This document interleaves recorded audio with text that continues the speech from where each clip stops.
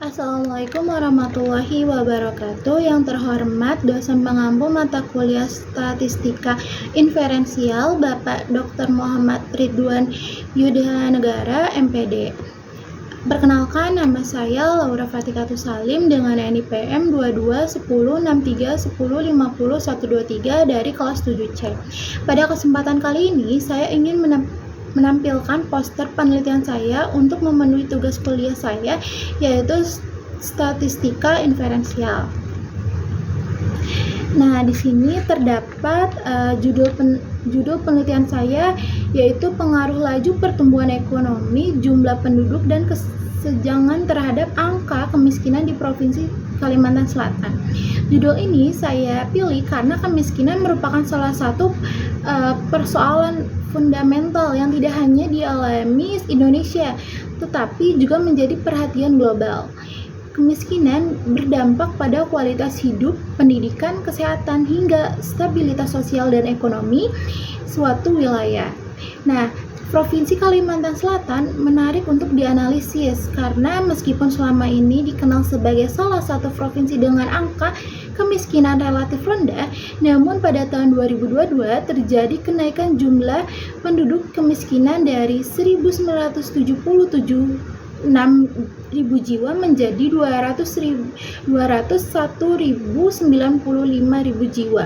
Kenaikan ini menandakan bahwa pembangunan ekonomi yang terjadi belum sepenuhnya merata dan belum seluruhnya berpengaruh positif terhadap kesejahteraan masyarakat. Karena itu, penelitian ini fokus menganalisis 3 faktor, yaitu yang pertama, laju pertumbuhan ekonomi, yang kedua jumlah penduduk, yang ketiga jumlah kesenjangan atau Gini ratio.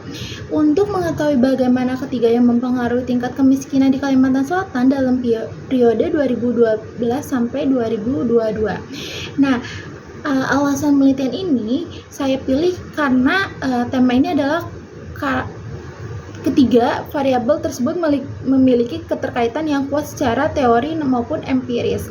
Pertama, pertumbuhan ekonomi secara teori harusnya dapat mengurangi kemiskinan karena semakin banyak aktivitas ekonomi yang bisa menciptakan lapangan kerja. Namun, beberapa penelitian menunjukkan bahwa pertumbuhan ekonomi tidak selalu menurun kemiskinan, apalagi apabila manfaatnya hanya dinikmati sekelompok tertentu. Hal ini disebut growth without equality atau pertumbuhan tanpa pemerataan. Kedua, jumlah penduduk bisa memberikan efek positif maupun negatif jika kualitas pendidikan, kesehatan, dan produktivitas penduduk meningkat. Pembahasan jumlah penduduk bisa menjadi model pembangunan. Namun, jika SDM rendah, penambahan jumlah penduduk hanya akan memburuk kemiskinan. Ketiga, kesenjangan yang diukur melalui Gini ratio menunjukkan seberapa timpang distribusi pendapatan di suatu daerah. Semakin timpang, semakin besar kemungkinan angka kemiskinan tetap tinggi meskipun ekonomi tumbuh.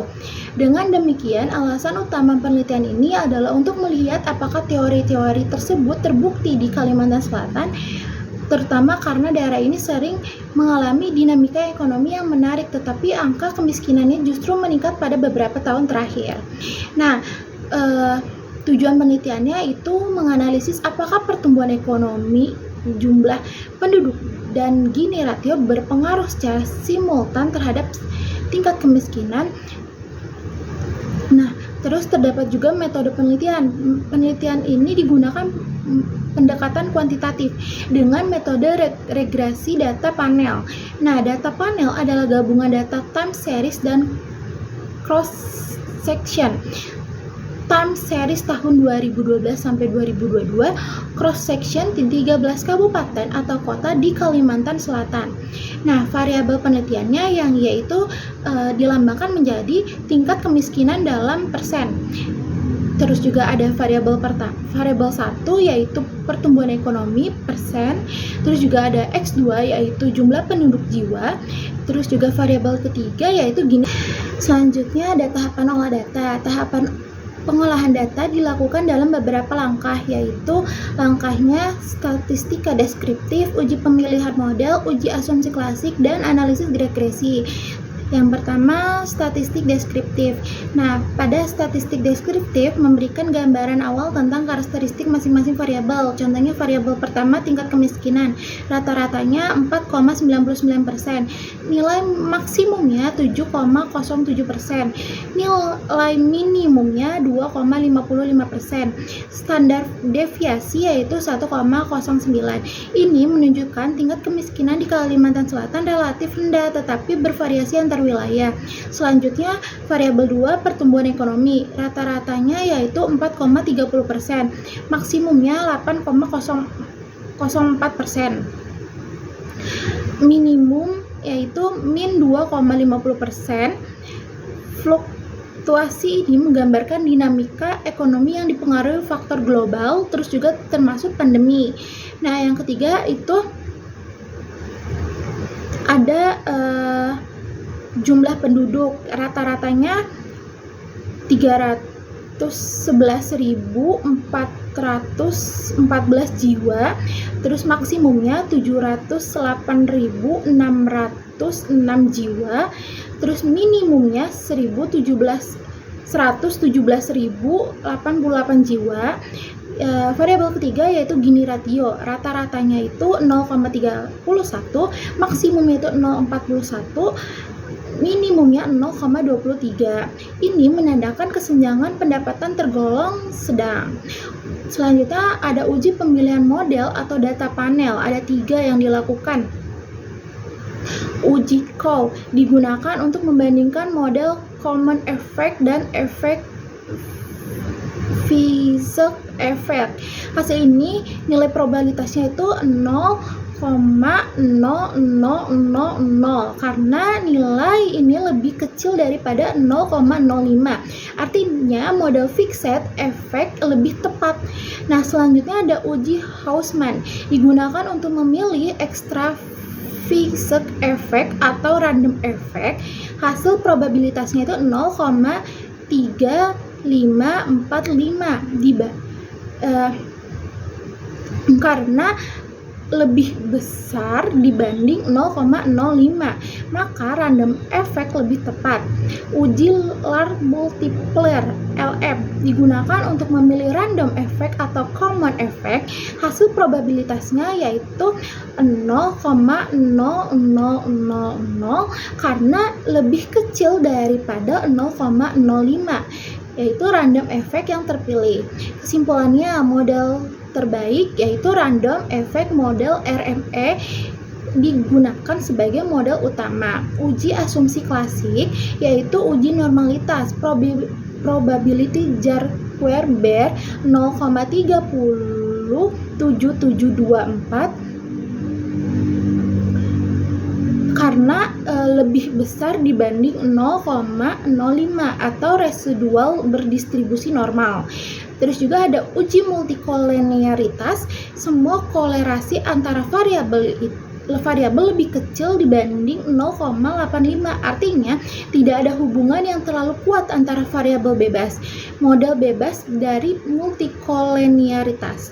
Nah, selanjutnya ada uji heteroskedasitas, yaitu grafik residual tidak menunjukkan pola tertentu, artinya varian residual konstan sehingga model bebas heteroskedastisitas.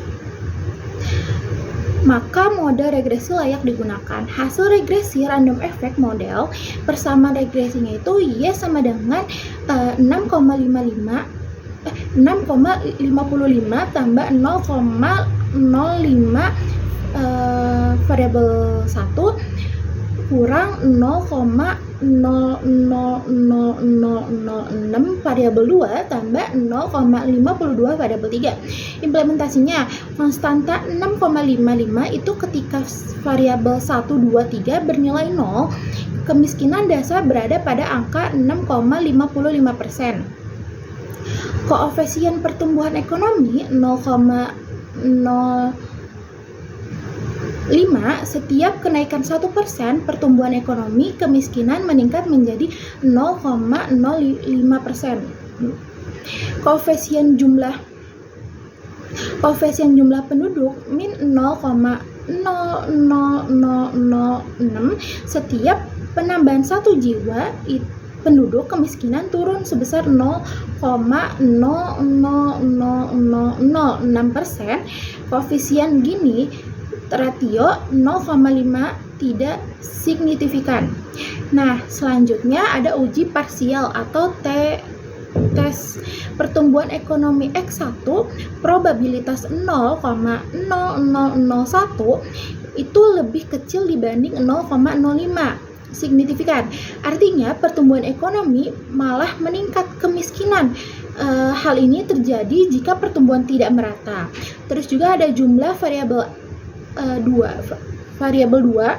X2 ini probabilitas 0,0000 lebih kecil dibanding 0,05 yang signifikan. Jumlah penduduk menurun, kemiskinan walaupun kecil. Gini ratio variabel ketiga itu probabilitasnya 0,6162. Yang tidak signifikan yaitu 0,05. Nah, selanjutnya ada uji simultan F-test. Probabilitas F-nya itu yaitu 0,0000 karena lebih kecil dibanding 0,05. Ketiga variabel berpengaruh signifikan secara bersama-sama. Interpretasi umumnya yaitu secara teori pertumbuhan ekonomi seharusnya menggunakan kemiskinan, namun di Kalimantan Selatan pertumbuhan ekonomi justru meningkat kemiskinan. Hal ini sangat memungkinkan terjadi ketika pembangunan tidak merata, terus juga sektor ekonomi tumbuh tidak menyerap banyak tenaga kerja, atau manfaat pertumbuhan dinikmati golongan pendapatan menengah atau ke atas. Jumlah penduduk yang menurun, kemiskinan mengidentifikasi kualitas SDM berperan penting. Gini ratio tidak berpengaruh berarti perubahan kesenjangan pendapatan tidak cukup kuat untuk menjelaskan naik turunnya kemiskinan. Nah, dapat disimpulkan bahwa dari seluruh hasil analisis kesimpulannya adalah pertumbuhan ekonomi, jumlah penduduk, dan Gini ratio berpengaruh signifikan secara simultan terhadap tingkat kemiskinan. Terus juga pertumbuhan ekonomi secara parsial, pertumbuhan ekonomi itu berpengaruh positif, signifikan artinya kemiskinan naik saat ekonomi naik. Nah, jumlah penduduk berpengaruh negatif signifikan meski sangat kecil. Gini ratio tidak berpengaruh signifikan.